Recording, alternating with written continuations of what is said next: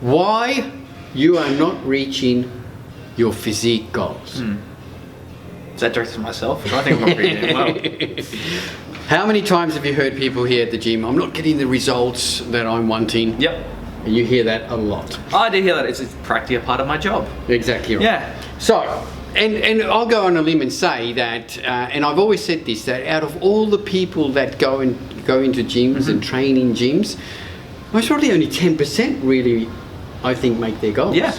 And there's a number of reasons for that. And in this video, we will cover them. All right.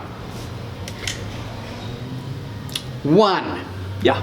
you're not training hard enough. Yes. Yeah, I see this all the time. I get people coming and goes, my let's say X isn't growing. My calves aren't growing. My legs aren't growing. I train my chest really hard, but I just don't seem to grow. Yeah. And then I'll see them 1, 2, 10. Yeah. Yeah. There is no magic number that Nope. you need to stop at. If you can do 30, do 30. Why stop? And I think this is the main reason. I really think 90% of people who go into the gyms don't train hard enough. No, exactly. One example was, I was here at the gym once and there was a guy on the leg press and I was just watching him, and he had on an amount of weight which I thought that, oh, he's just warming up. Yeah. And he did a set and he stopped that set at a point which I thought was way short of failure. Yep. Like way short of failure. And I thought, all right, he's just warming up, and he got up and I thought, yep, he's going to add some more plates on. He started to take plates off. And I went up to him and I said, so what are you doing? He's going, yeah, I've just finished leg press and I'll just move on to leg extension. I'm there, here, go back under leg press, sit down there and we'll get you to do another set. And he goes, oh, okay, And I then proceeded to put another 3 plates on each side. Yep. And he looked at me horrified and said, I've never done this weight, I can't do this weight. And I sold him straight out that if you can't do this weight, well then you're not a man. Now, with a little bit of pushing and not touching the carriage at all, he managed 16 reps. And was astounded that he could do that. Yeah. No, I get that all the time. Yeah. I get that all the time. Yeah. Yeah. It's great. I just showed him that he just wasn't training hard enough. Yeah. Training with pussy boy exercises. Now, what would you reckon? What would you call pussy boy exercises? Because I have about 3 I can think of. Number 1, sitting on a chest machine like this, and pushing that way. Kind of want to target this specific muscle. Well, yeah. That's what we mean. Yeah. Utilizing equipment that's designed for one thing to do something else. Yeah. If you're on a chest press machine, use it as a chest press machine. You're not going to get any benefits by twisting and using one arm, etc., and isolating, etc., thinking that you're going to squeeze that muscle into more growth. Yeah. No, stick with your heavy exercises, your compound movements, your bench press, your leg press, your squats, Yep. Your bent over rows, your chins. All these basic exercises are the ones that build mass and become good at it. Yeah, and use accessories to help with your weaker parts. Add accessory movements to say if you have a weaker chest, you would probably do bench to start and then do like flies as an accessory movement. Yeah, but that would be after doing your bench press, doing your incline press, doing all your big pressing movements. Yeah. I think people overuse isolation exercises over the main compound. 100%. Yeah. You're not tracking. That's the biggest one. Yeah. Now by far. we've talked about this before. We've actually got another video which I don't know. Hopefully Ari can put the link to it or the episode number about progressive overload and how to apply it and how to track your training. I think this is one of the most important things you can do. You must know what the weights and the poundages you are doing so that the next time you go in there you can better those numbers. And it must sound like a broken record because we have gone on about it hundreds of times, but it's that simple. A pen and paper. And you can do it in your phone. Yeah, easily. Yep. Notes. I use the notes in my phone and I track everything in there. So if we go onto here, this is all my training in 4-week blocks for the last 6 months. if not even a year in here now. I can look back, if we change to a different training program, different exercises, I can find when I last did those exercises and the weights that I was doing on there to try and better them. It's easy to do, and I think is one of the most important things on you getting to progress. Training too long. I was like, I thought it was a good 4-hour back workout. It was not. It was a 45-minute back workout. And then there was 3 hours of you trying to push through fatigue and not getting anywhere. No more than an hour, hour 10 maximum. Me personally, I mean, after an hour, I start losing interest. I get bored. I lose interest. I get bored. And not only that, I'm absolutely rooted. Definitely. So I think that is another main thing that you go. Not training to failure. So training to failure, for me, that's the best way to measure how strong you are at that time. If you are limiting yourself to say your 8 reps, 10 reps, 12 reps, etc., etc., etc., you are severely limiting what you can potentially do. Powerlifters, they work on Wilks or RPE, where they still know exactly what they're going to do to an exertion, but they're not going to train to that exertion, but they're still training extremely heavy. Like World's Strongest Man, they won't do the biggest lift until the day. That's so, right. but they're still trained to near failure every single time. I train to failure on every set, and I measure my progress on the first set. The first set that I do of any exercise is the exercise that is the one that I use to measure my progress on it. I try to beat those numbers. I will still try to beat numbers in exercise 2 and number 3 as well, but it's not as important as the first one. The first set is your all-out effort because that's when you're fresh. Again, I'll go to a quick example. I once spotted a guy on bench press, and he asked me to come and spot him on bench press. The weight is irrelevant, but he did about 13 or 14 reps, and he racked it, and I hadn't even touched him. And I said, why did you stop? And he goes, well, I'm saving myself for the next set. And I said, well, what was the purpose of that one? He called it a work set, but he didn't work. He stopped short. And then I think you got him to unrack it, he's doing it in like 10 or 12 on top of that anyway. Exactly right. So go to failure. And when you go to failure, you don't need to do 5 sets of bench press. You only need to do 2 or 3. 3 at the most, 2 most probably is even enough. Trying to out-train a bad diet. Look, I think if your diet is really, really shitty, well then you're gonna struggle. But at the same time, if your diet is really, really shitty, you should have a lot of energy in the gym. Exactly right. You should have a lot reserved in the tank to do a lot more. You have a shitty supplement plan. That means, what I mean by that is you don't have the basic supplements in place, which we've also talked about heaps of times. And quickly, your basic supplement plan should be protein, creatine, amino acids, and even maybe a carb powder. Carb powder during training, 100%. 100%. If you never use carbs during training, use carbs during training. That's right. So notice there was no pre-workouts even in that. So those should be your basic supplement plan. You went on drugs too early. This could be a controversial thing, but I think... No, this is not... No. I wouldn't say controversial. I'd say it's the truth. Well, 100%, it is. Look, if you can't build any muscle naturally, I don't think you're going to build any on drugs. No. Because the drugs, in the end, you build the muscle. The drugs will help you get there faster. If you can't build any naturally, that means you haven't applied all the things that we've just spoken about. You're training shitty. You're not trying to exactly right. You know, so you're looking at your drugs as your easy out. And it's not going to be there. And we know of guys who are 17, 18, 19, and they're doing cycles now. You're a dimwit. I don't want to say I had other words, but that's the one I'm going to pick with. The amount of damage you're doing to your body now far outweighs the benefit. Far outweighs what you want. Like, you don't want to be 25 and not be able to get it up. So it's not worth it.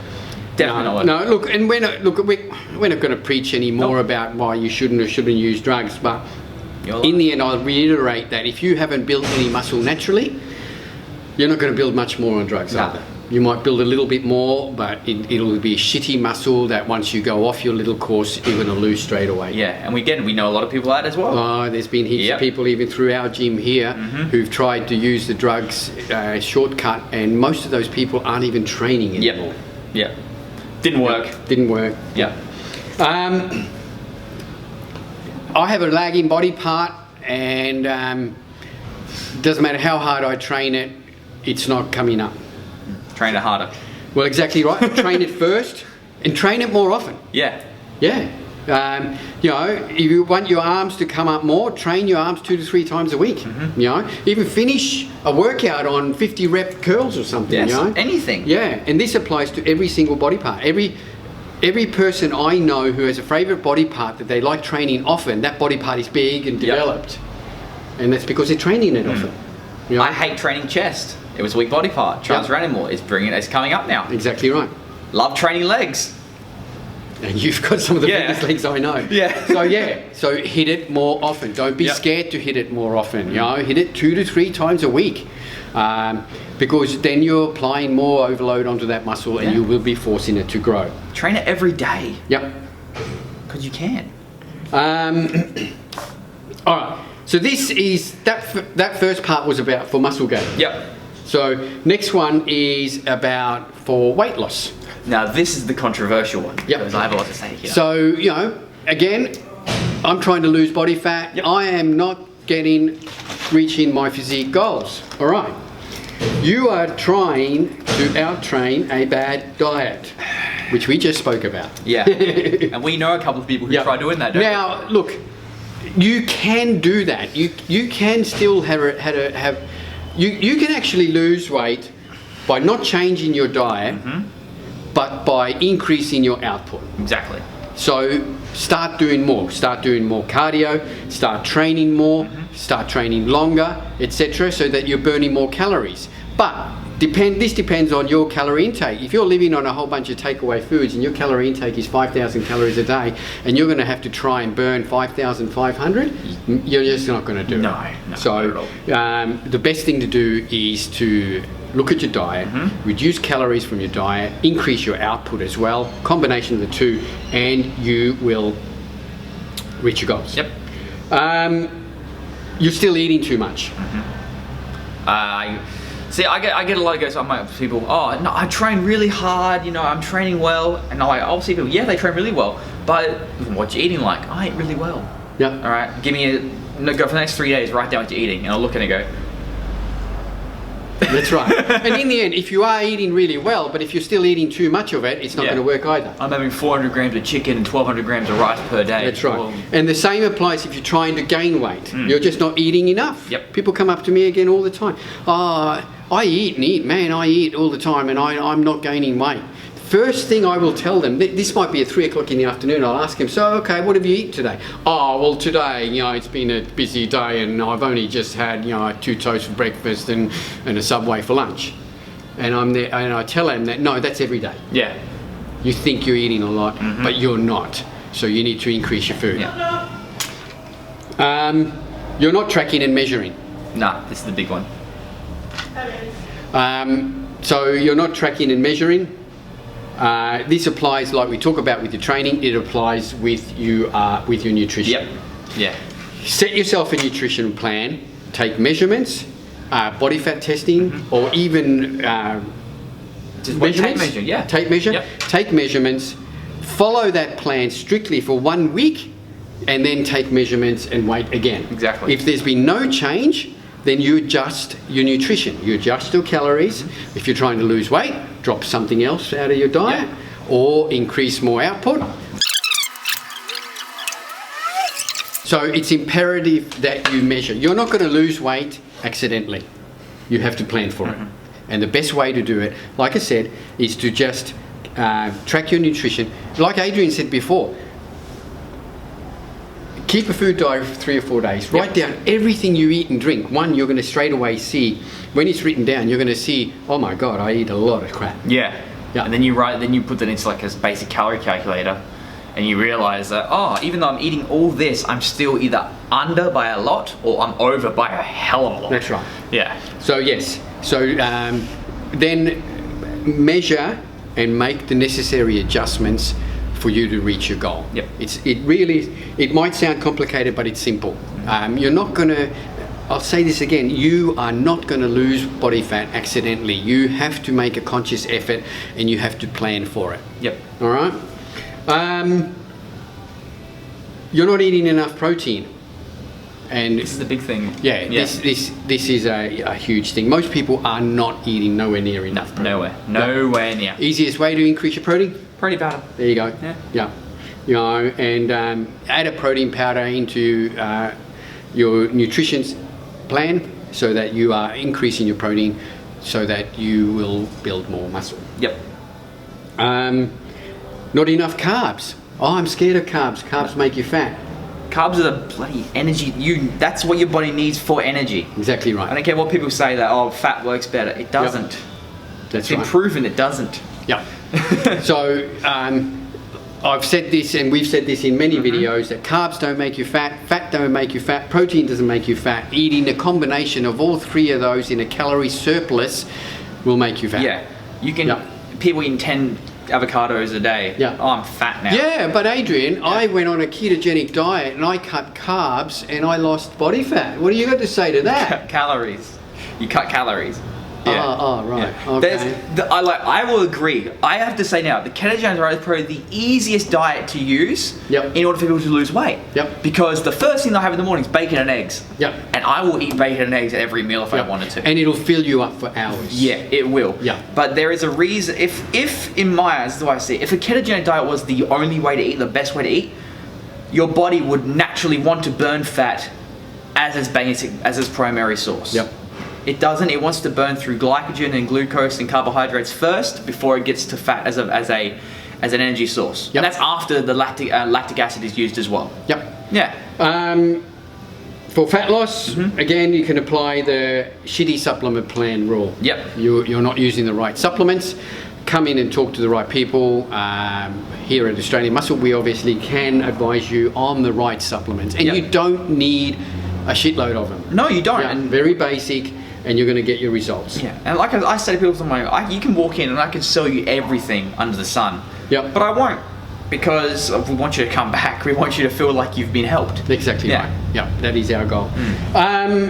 That's it. I think the other thing that people, and this applies to both building muscle and losing body fat, or a combination of the both, is that people expect instant results. Yeah. Yeah. Yeah. You have to commit to this for a while. It's been a while that it has built up to a problem with you, with either I've gotten too heavy. Yep. It's going to take a while for you to get back down.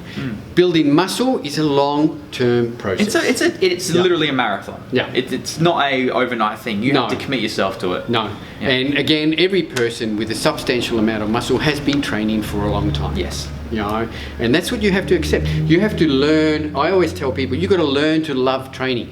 Every single person I know, you, me, any big person who's been around, who's got a substantial amount of muscle, you got your Nick Jones, you got your Joel Ramintises, you got all these guys, they love training. Love it. They will continue to train for the rest of their lives because they love training.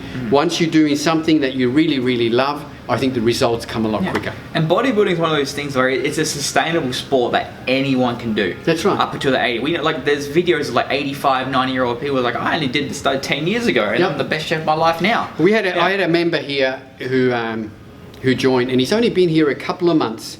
And he talked to me the other day going, oh, Kim, you know, I haven't got much results. And I said, mate, you've been here for barely 8 weeks. Yeah.